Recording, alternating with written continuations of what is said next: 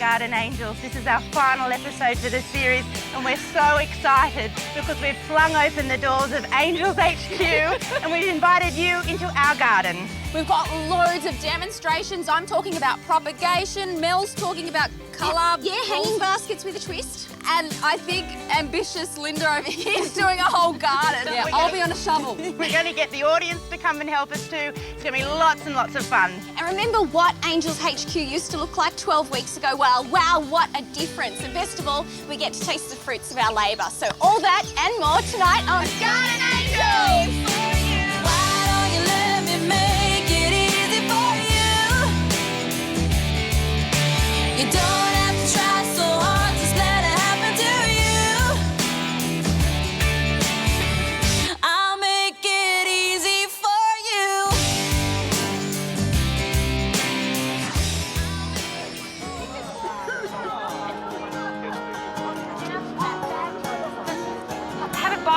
Tell us what it's like. Is it good?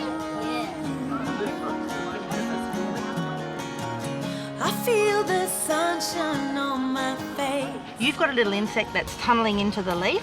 The first thing I want you to do is a short back and sides all over. This one here, that seems different. Yeah, this is a red mustard. Feel free, I'm sure Linda won't mind if I nip a bit off. Have a taste of it. It's got a really mustardy, bitey taste to it. Quite hot, it's hot. Yeah, isn't it? It's got a real bite to it. It really has. Jody, we've got this in the garden. It's been there about 15 years and I haven't got a clue what it's called. Don't know the name. One of my favourite plants, Michelia yananensis, a beautiful shrub, a fairly old-fashioned one. You probably find it hard to locate at certain nurseries, but masses of flowers. Absolutely. Yeah, beautiful. Especially in wet seasons. Yeah, when you've had a good rain, yeah. Now, if you've ever wanted a jungle paradise in your own backyard, here's Linda to show you how to do it. Have you got a tired, neglected part of the garden that you never go to because it's so ugly? Well, this is what we've got, and I have completely ignored it for years. I've got it to a point that I'm kind of happy with. We've put some plants in and we've landscaped it, and we've got some really nice sort of tropical, jungle-y kind of plants to really brighten it up. But I really want to create a wonderful framework that'll take the family through all the different stages of life. So I've got 3 really great uses for the garden coming up. But now, I want to show you, I want to go back in time, I want to show you how we got to this point.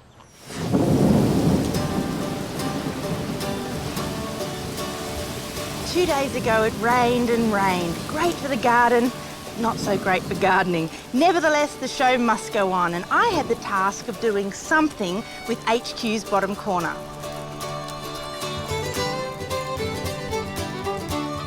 What I want to do here is to turn this eyesore into an eye catch. I want this garden to be versatile. I want it to move with the stages of your life. What I want to create is a fantastic framework to last a lifetime.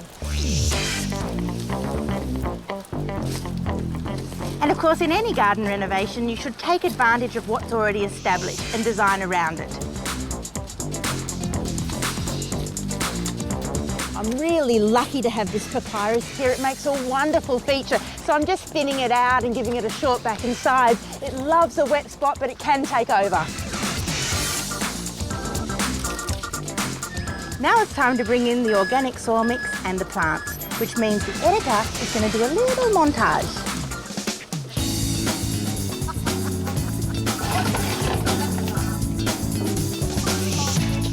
Create a jungle oasis to go with those big palms.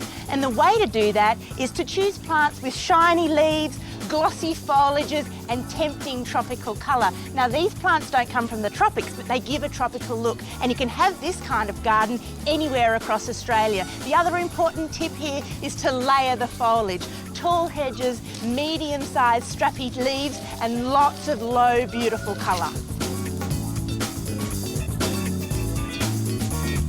Now this is the best instant hedge money can buy. Eliocarpus umundi, or the umundi quandong. Lush, rainforesty, great little flower and a brilliant berry that brings in the birds. Now you might know Lamandra because it's got these spiky flowers, but this variety is nice and smooth and soft. It's called Katie Bells. It smells like honey and you can't kill it. All you Kiwis are going to love this one. It's from New Zealand. It's called the New Zealand Rock Lily. I love its beautiful, sparkly flowers right through the summer months and its lovely blue-grey foliage. Common boring agapanthus are no longer boring. Look at these lovely buds. This one's called Black Panther. The flowers come out so dark purple, they're nearly black.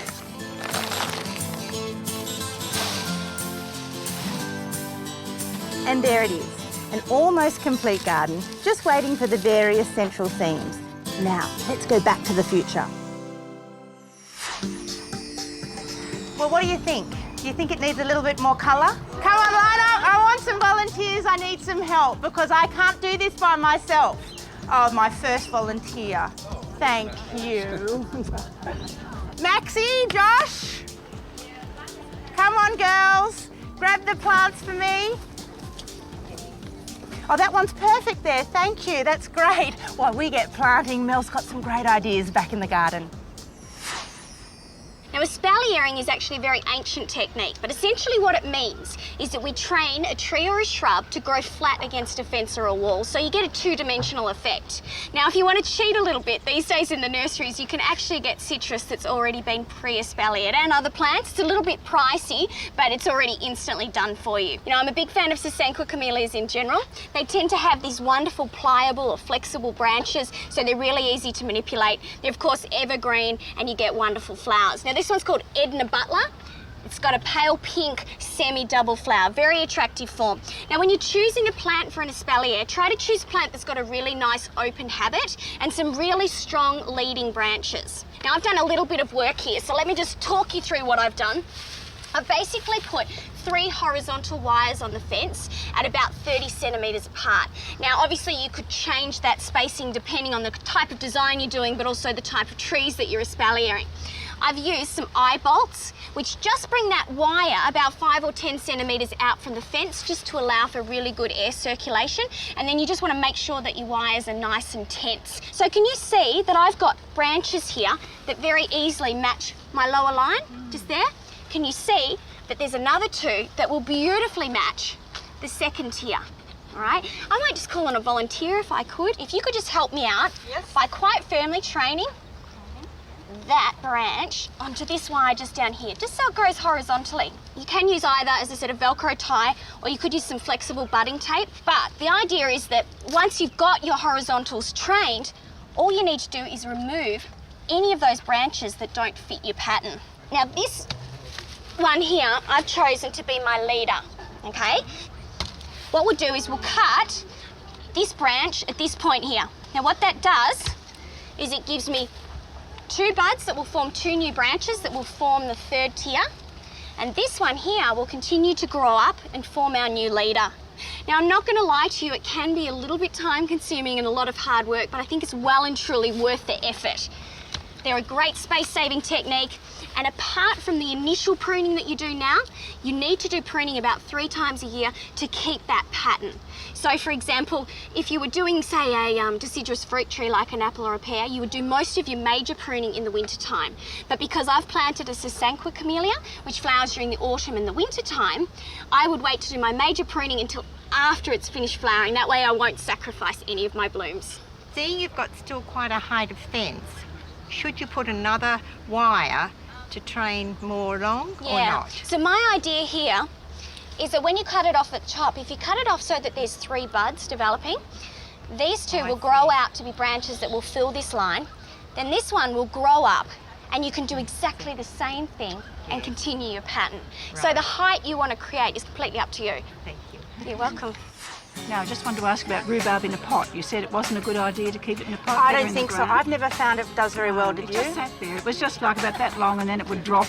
Put it in the ground, yeah. Dump half a bag of cow manure on top of it. On top of it. Right, it'll okay. grow right through the cow manure, Right, and you'll get big leaves. You know what? good, yep. They should be this big. Oh no, well this is like that. And the stems should be like that. this. No, no. So let's go and find the, you and I will go and find the rhubarb.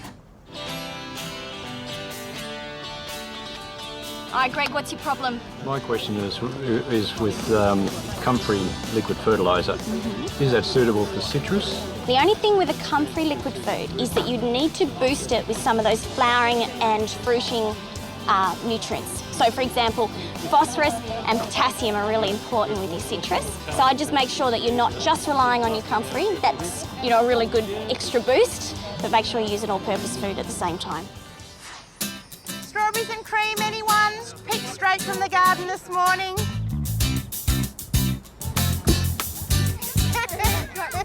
Okay, everybody, I've got some food. Come and get it. Now, this is a little mini cos lettuce, and we've already got shaved fennel and snow peas. You could literally come out, harvest those outside leaves as you need them, and then the plant just keeps on growing. All right, now I know you've got heaps more questions, but I think it's time to get stuck into it. So let's go to Jody. She's going to tell you all about propagation. Well, I'm going to be showing you some really easy, even for kids, propagation techniques, and I've got a few different ones. Now, to start with, the easiest thing you can do is leaf or stem ones sitting in water. Okay, kids, what you have to do is just take these bottom leaves off. Okay, so you've got a cutting at about 2 inches, and then all you have to do, and I'll get you to do that, Audrey, will you just pop that in the glass for me? Pop it in there, just like putting a tea bag in some water, isn't it? And this one too. And that's a beautiful pelargonium. And that's all it is, and usually it takes about 3 or so weeks. Now, the next form of propagation, which you're probably more familiar with, is just stem cuttings. Now, what you want to do is start off with a propagation mix, which is really free draining and gritty.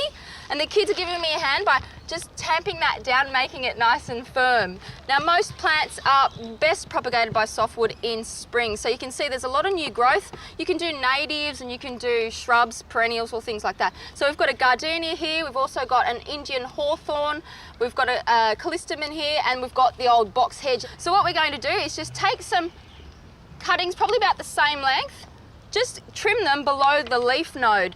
And the leaf node is where all those leaves come out. Then remove those 4 or 5 lower leaves, and then you get your little dibble stick and we just poke that into the soil just to make a little bit of a hole.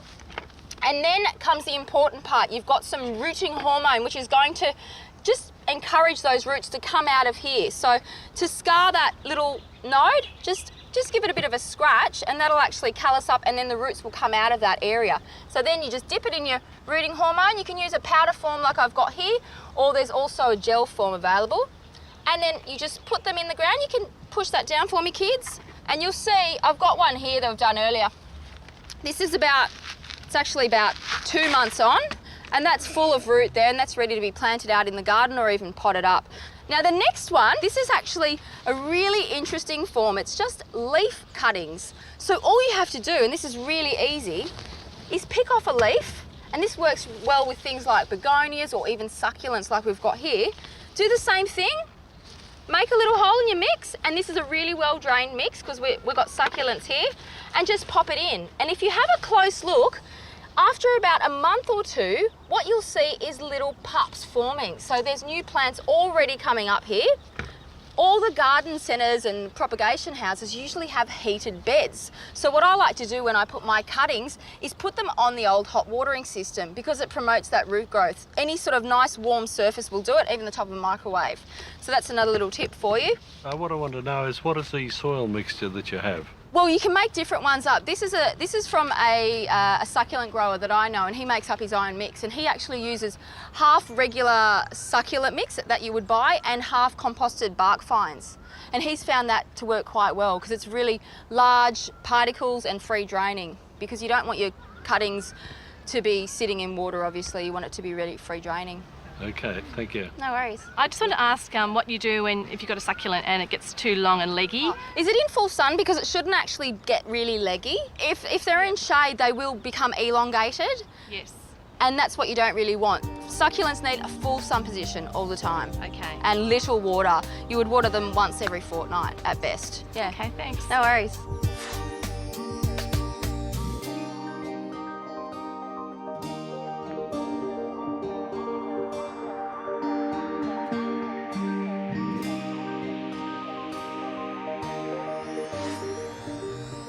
Now this is a really simple way to create a hanging garden of flowers and foliage. Many of you seen these? This is called a bloom master plant or a hanging basket. Now it may not look like much now, but take a look over here. Can you see these beautiful baskets? These were planted out about 5 or 6 weeks ago. So if you can imagine, in just a few more weeks, they will be a ball of hanging colour. You won't even know that this pot existed. All right, so what do we need to get this process started? Well, first of all, you obviously need your planter.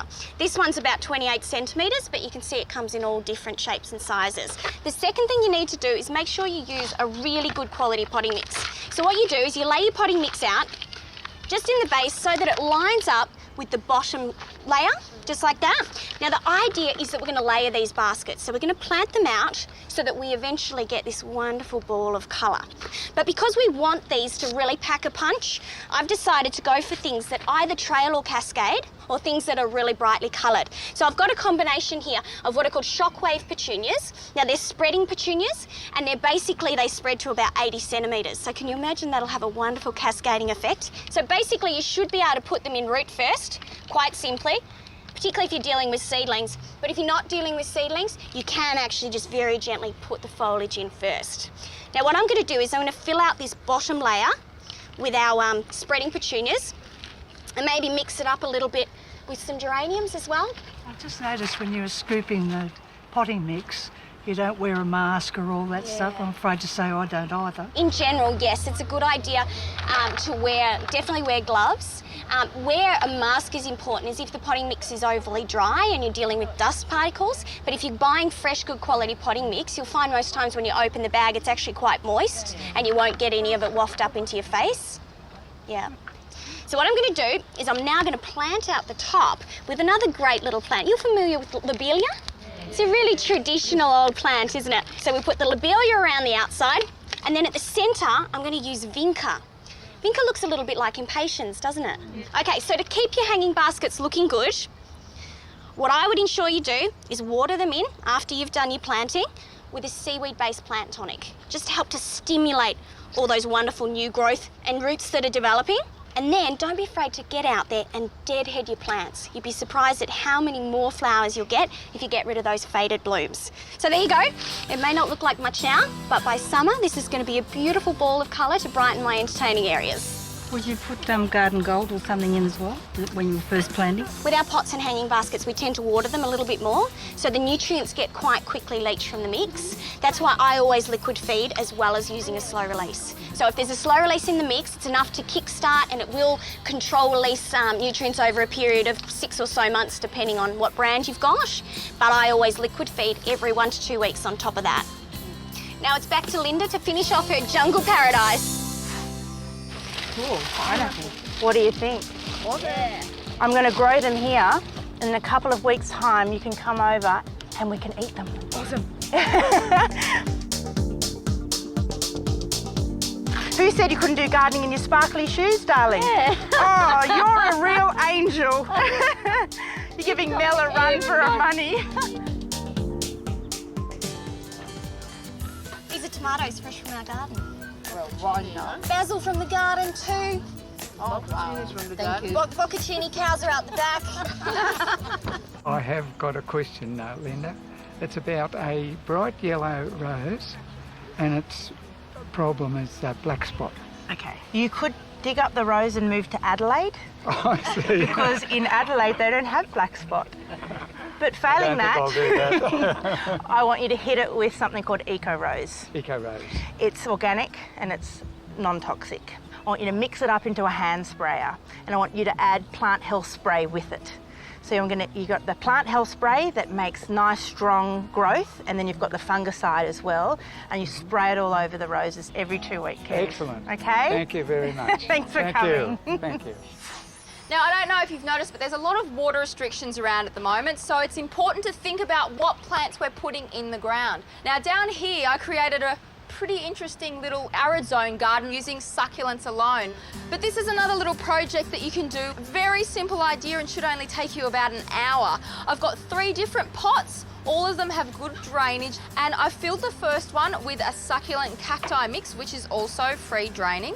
And then around the first tier, I've used this purple coloured. This is actually a sempervivum. In between that, I've got an Echeveria, and then I'm going to use a Sempervirem in the top as well. I'm just going to top up that last layer. And just for a really nice contrast, I've chosen that green, that really emerald green Sempervirem here. This is actually a cacti and succulent mix, but if you wanted to make your own, what you could do is just buy a regular potting mix and add 50% coarse river sand or even crushed sandstone, which is a good product to use.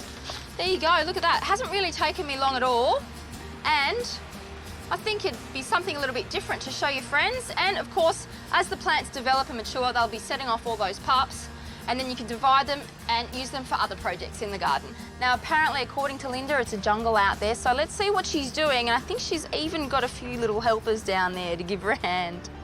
What do you think, kids? Looks great. Looks good, high five. Very good planting. I'll see you later. I need you back in the garden later on. Remember early in the show, I said I've got this tropical oasis done with 3 different looks. Well, I've got the first look for you. It's for those people without any kids who've got a little bit more time on their hands. Let's face it, I've got an outdoor lounge and I need a little bit of a sit down. So if I got some nice strong boys. Okay, this is the Paradiso Lounger. Very stylish and very expensive at $3,900. Okay, who's going to test drive it for me? Come on, Sparkle Toes. Come and sit down with me, sweetheart. Thank you very much for that planting. That's all right. Do it Okay. anytime. Oh, we'll see you in a few minutes. This lookalike rattan is weatherproof, and so's the shade sail, but you'll have to take the cushions off if it rains. Now for the second look. This is for the look for women like me who want a bit of relaxation, a bit of meditation and a yoga platform. Let me show you. This magnificent piece is a handcrafted bronze bird bath by Willy Wildlife Sculptures. It weighs 300 kilos, but it's a work of art, and it brings a real calming effect of water into this garden setting.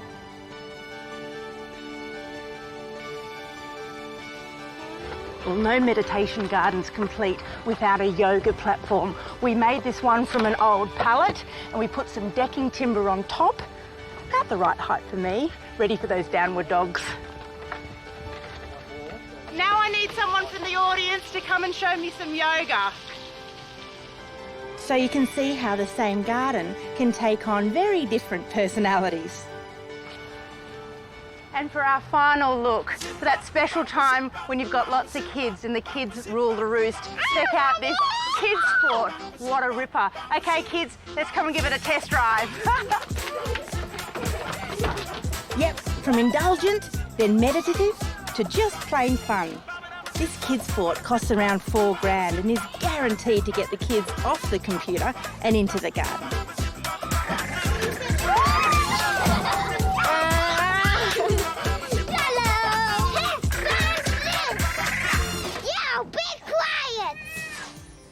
Well, what a show and what a series. We've absolutely loved bringing the best of Australian horticulture straight to you. And I love your succulents. Can you leave them here? Well, if you're lucky. And I just love the fact that you're always going away to exotic locations. I know, poor Douglas. Well, we need to keep the climatic, thing happening. Well, it's good because I have learnt a lot. I've seen a lot of cool climate gardens with your segments. And all your subtropical stuff. Yeah. So you learn from each other as well. What are we going to do during the summer months? Drink margaritas straight from the garden.